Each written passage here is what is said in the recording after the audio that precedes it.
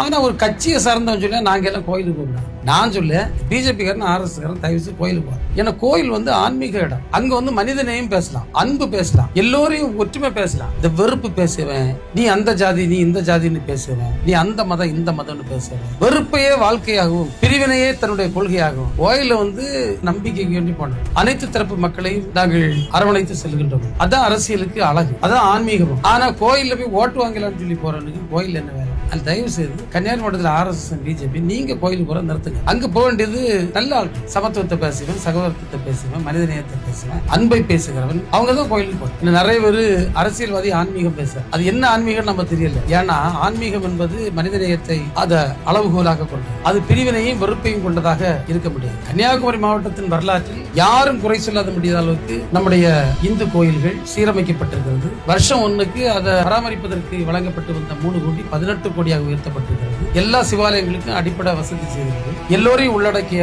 வளர்ச்சி என்பது நம்முடைய திராவிட மாடல் ஆட்சி நடத்துகின்ற தலைவருடைய ஒரு தாரக மந்திரம்.